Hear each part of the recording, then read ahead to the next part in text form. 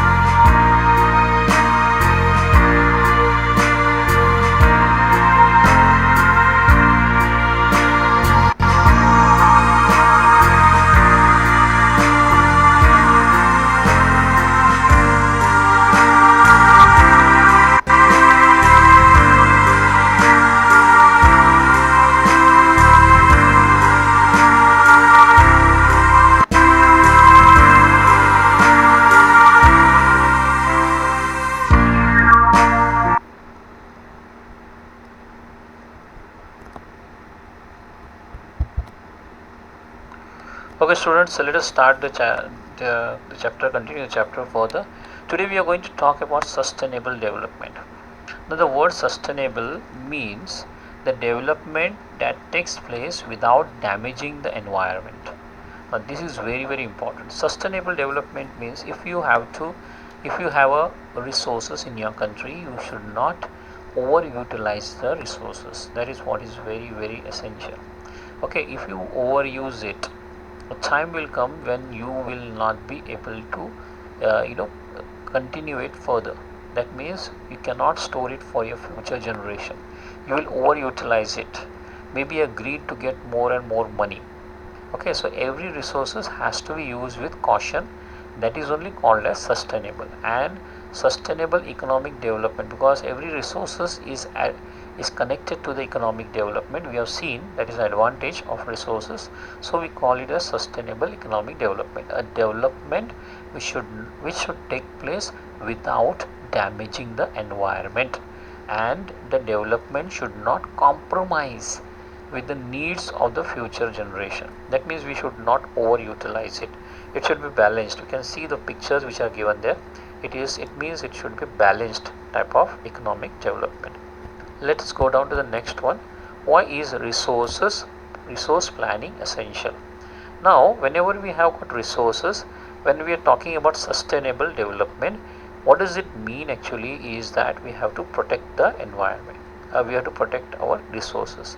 When we have to protect our resources, that means we need to plan the resources so that we cannot overutilize it. So the first point here is we should properly and judiciously utilize these resources.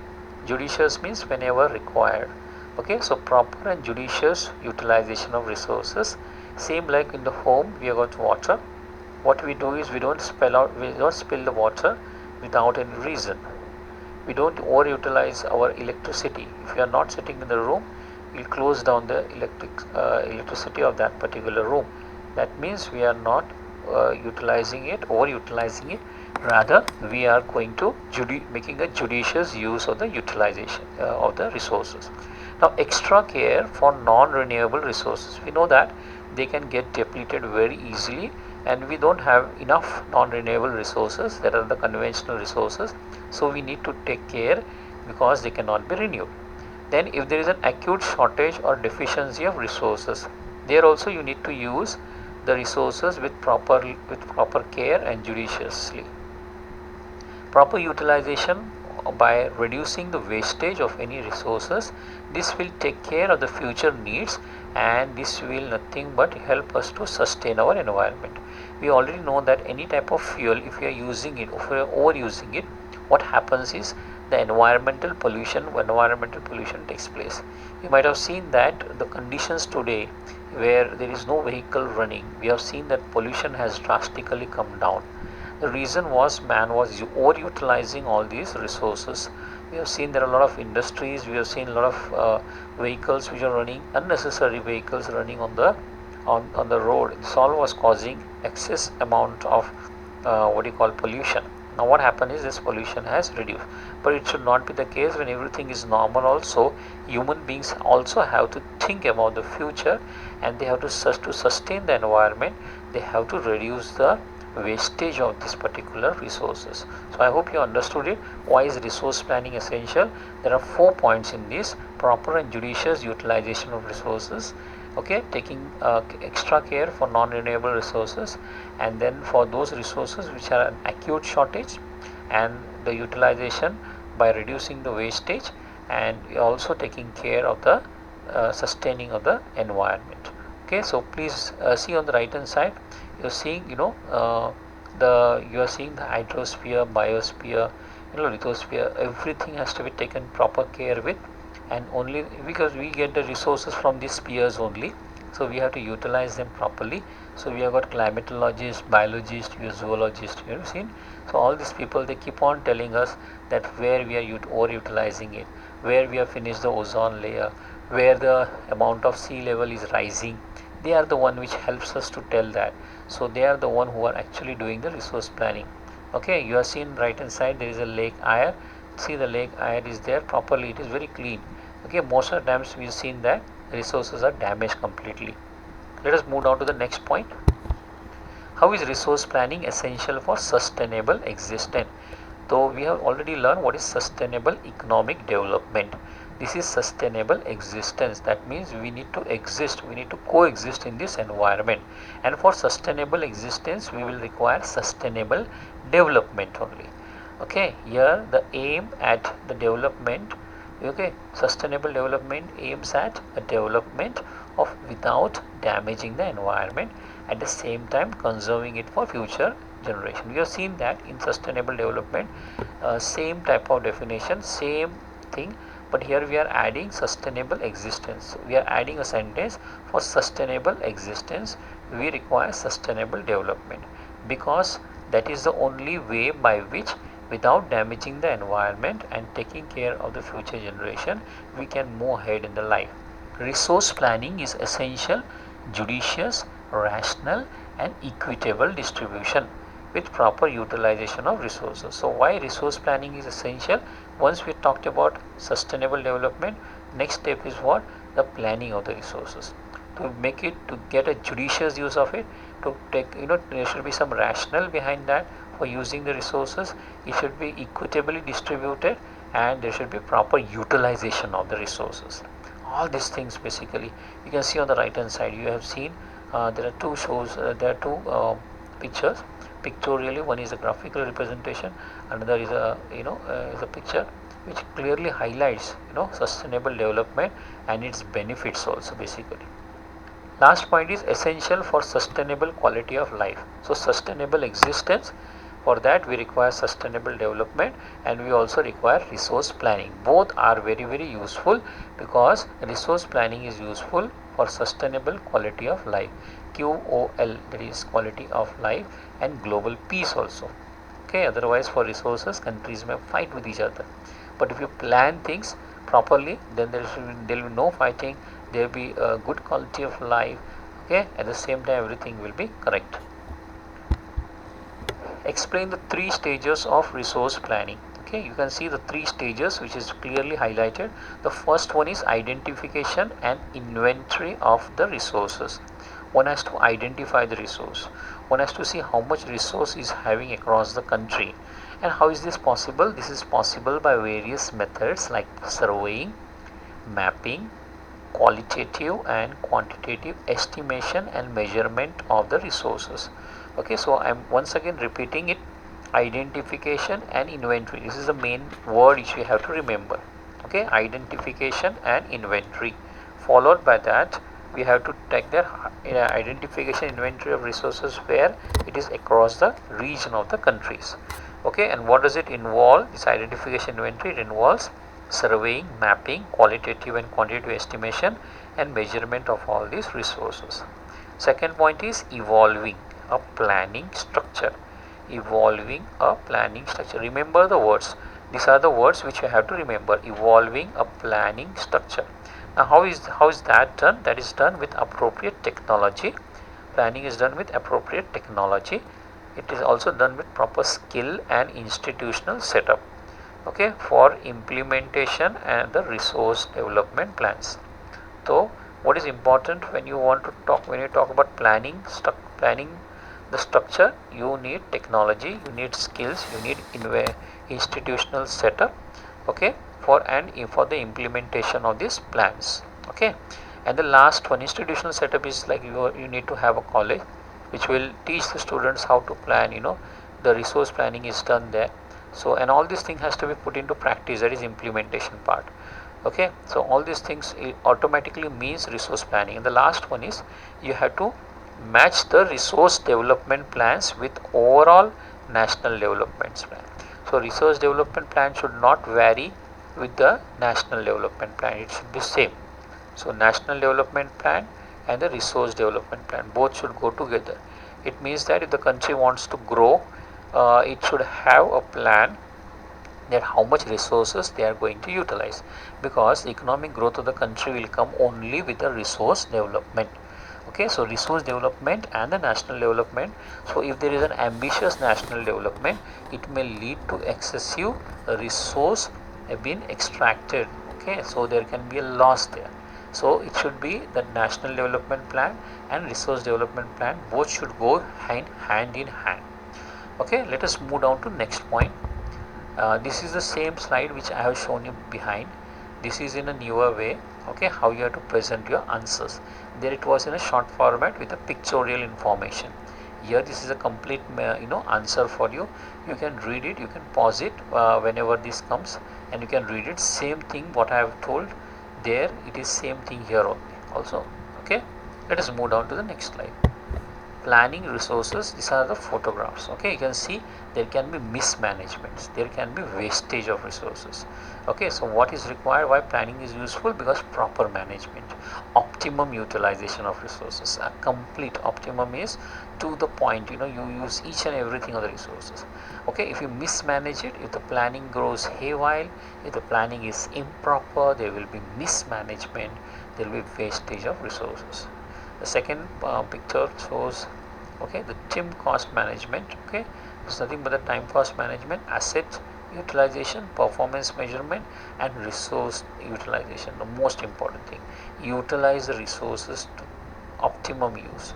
Okay, asset utilization, performance measurement, all this thing together, everything is, it's whenever you go to a company, they do have planning. Their plannings are vigorous.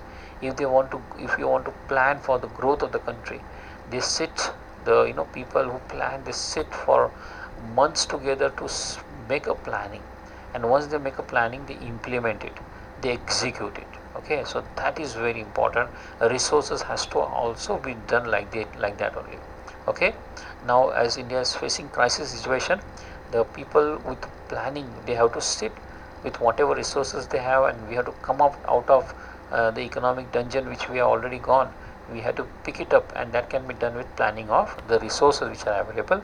And we all know one of the most important resources that any country has is human resources. Okay, let us go to the next point. Why is planning a widely accepted strategy for judicious use of resources in a country like India? Now see, a country like India is very diverse, and not only it is diverse, but its resources are also very diverse.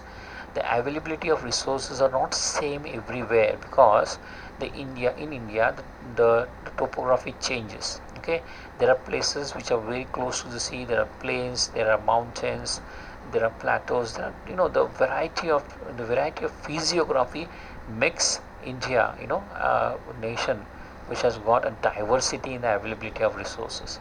Okay, so planning, when we talk about planning, there are certain regions, they have got the resources, and the resources are very short means what, the resources are not into that quantity which it is required. Okay, so through planning, regions which have shortage of vital resources, and those are having adequate quantities, they receive equal attentions. Okay, so whenever the government person sits, okay, to plan the things, they will have to plan it by seeing the entire region as one region. They cannot put more efforts on those region where they have got more resources. No, those who got adequate, they are also the planning, the attention will be equal, and those area where there is a shortage of certain resources, there also the attention level will go equally. Now some regions are rich. We already know that some regions are rich. They are rich in certain types of resources, but they are deficient in certain types of resources. Okay, so they are rich in one resource, they might be deficient in another resource. Example, Arunachal Pradesh has got abundant amount of water, but they lack in the infrastructural development, and we know that the topography of Arunachal Pradesh, they have got Himalayas there, Himalayan mountains, so infrastructural facilities, trains, and other facilities, roadways and all that, it's not that good. So that's the reason they cannot have much development, like they cannot have big buildings and skyscrapers. All these things meant what? It means that certain regions, there will be shortage in some area, there will be shortage in some resources. Okay, and some regions, in some way, in some resources, they will be rich. There are some regions which can be considered as self-sufficient in terms of availability of resources. They are self-sufficient. Okay, for example, Jharkhand is there, Chhattisgarh, Madhya Pradesh, very rich in minerals. especially the coal deposits, iron deposits, plenty they have got. Okay, so they are self-sufficient. But there are some regions which are having acute shortage, okay, of vital resources. You take Rajasthan. Okay, Rajasthan has got a very nice, they have got solar and wind energy. Okay, but solar and wind energy is like a renewable resource they have got. But are they able to harness it? Answer is no. In fact, they lack in the energy, they lack in the water resource. Okay, so some regions they have got acute shortage of other resources, vital resources. Example here is what?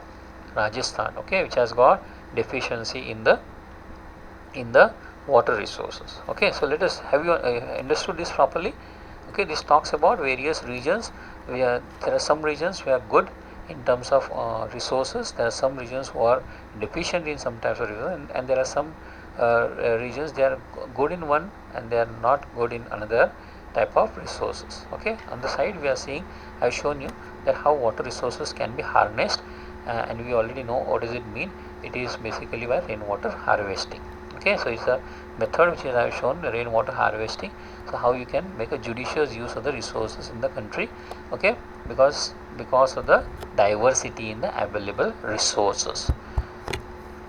4 factors which determine this resource development in a region. The first one is the availability. If you don't have the resources only, then it's of no use.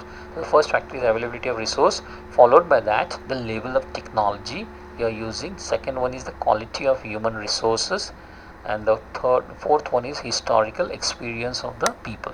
So all these things are the 4 factors which determines the resource development in a region. So I hope you have understood this. This is very simple. Historical experience of the people, okay, about that particular resource development. They are already aware that this is what is available with us. Quality of human resource, which I already keep on telling you, that is one of the most important resource for the country.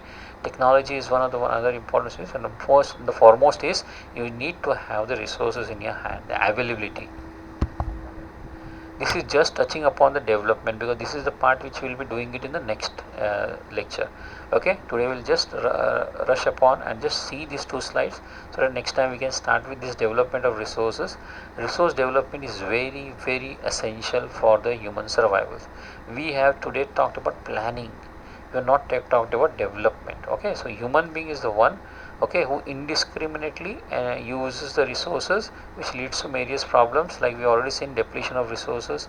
It will basically takes place because satisfying the greed of few individuals. Accumulation of resources in the hands of few, we have seen this also, and we also seen that indiscriminate use can cause global warming. So we have come down to the last slide of the previous similar type of things here. So resource planning is very, very essential in sustainable existence in the form. Okay, now let me move down, let me take you to the next slide. This is again a video. Let us see this video how.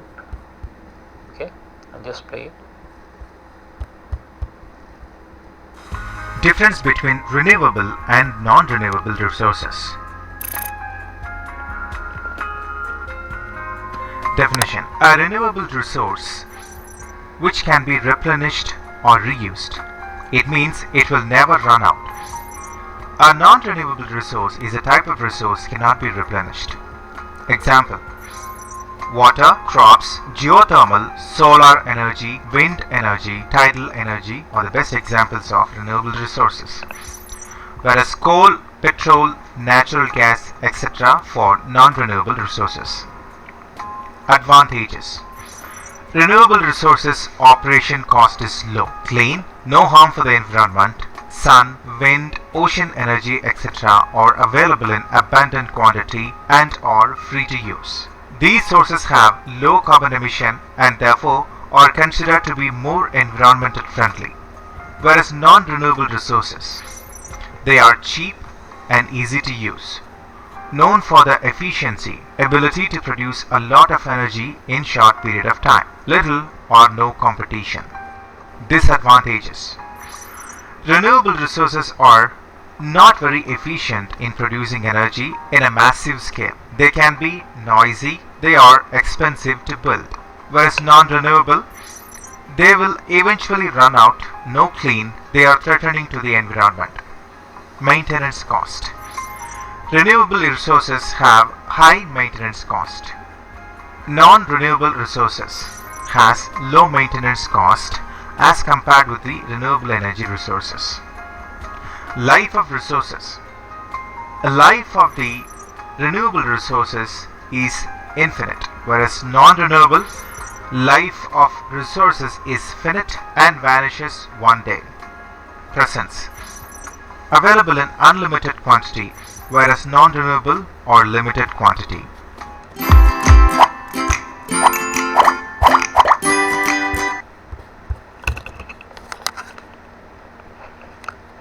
Students, hope that you understood this properly. So basically what we are doing here is I am trying to make you understand this resource development, and especially the one which we have talked about just now, that is we have talked about the renewable and non-renewable resources. Okay, so it's very easy for us for understanding all these things properly. Now what we are going to do is we are going to end these topics today. Because today basically what we have learned is we have learned about the planning of the resources. Now planning of the resources is very very important, and planning of the resources can be a key factor, in taking care of the environmental resources. Okay, so now meet you in the next lecture. Please do the question answers which is given to you in this format, and please try to learn all these question answers. Okay, so meet you in the next lecture. Thank you and bye.